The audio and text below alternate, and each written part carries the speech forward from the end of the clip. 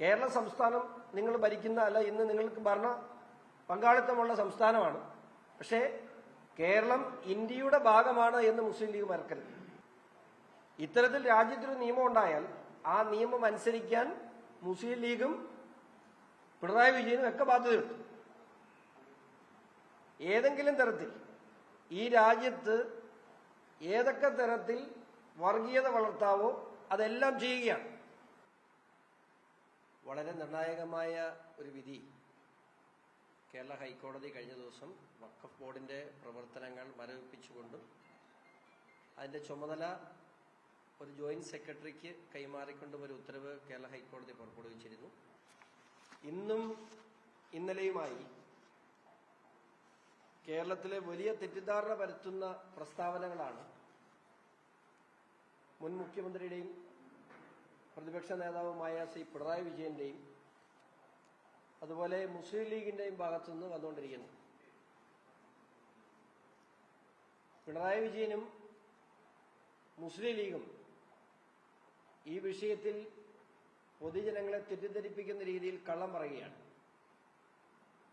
പിണറായി വിജയൻ പറഞ്ഞത് അദ്ദേഹം കേന്ദ്ര നിയമത്തിന് വിരുദ്ധമായി തന്നെ 2 നോൺ മുസ്ലിം അംഗങ്ങളെ ഉൾപ്പെടുത്താതെ തന്നെ രൂപീകരിച്ചു എന്നുള്ളതാണ്.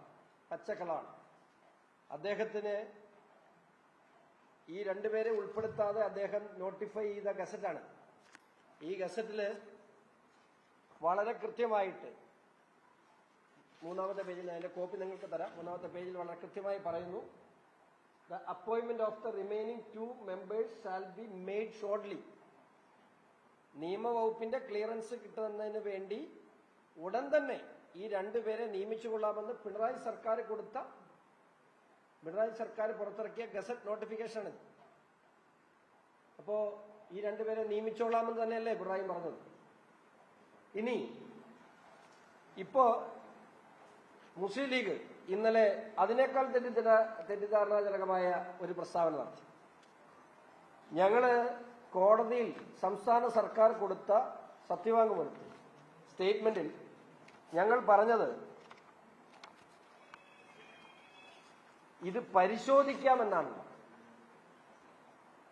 കേന്ദ്ര നിയമത്തിനനുസരിച്ചല്ല ഇത് രൂപീകരിച്ചിട്ടുള്ളത്. ഇതിന്റെ നിയമസാധ്യതകൾ ഞങ്ങൾ പരിശോധിക്കാമെന്നാണ് സംസ്ഥാന സർക്കാർ പറഞ്ഞതെന്നാണ് മുസ്ലിം ലീഗിന്റെ ജനറൽ സെക്രട്ടറി PM സലാം പറഞ്ഞത്.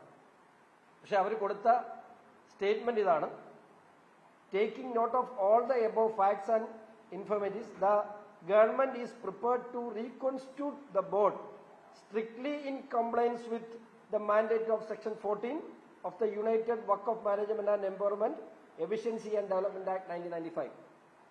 അതായത് പരിശോധിക്കാന്നല്ല പറഞ്ഞത്,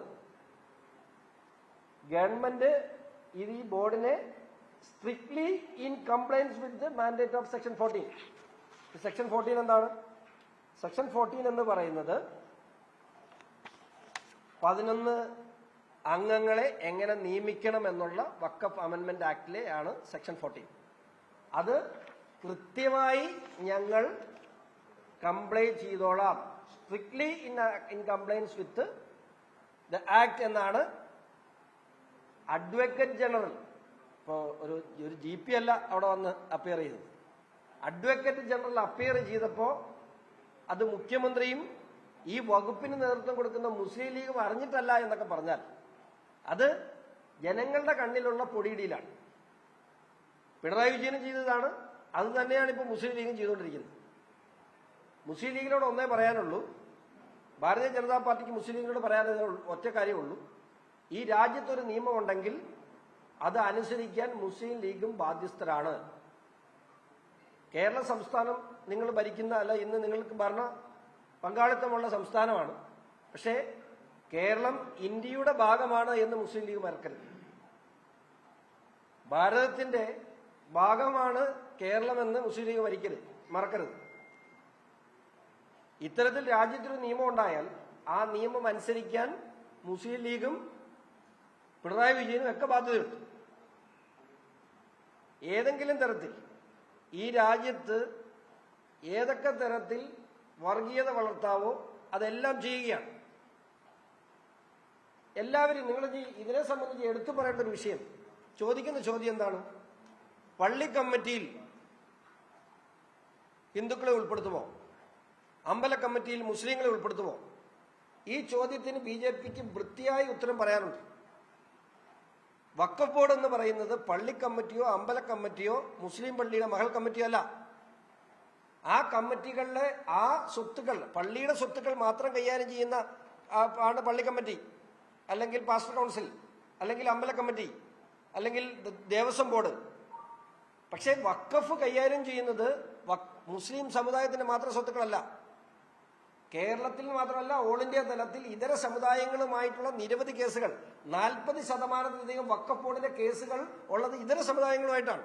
അതിന്റെ ഒന്നാമത്തെ ഉദാഹരണമല്ലേ മുനമ്പം ഇവിടെ കിടക്കുന്നത്, 2 തളിപ്പറമ്പ് കിടക്കുന്നു.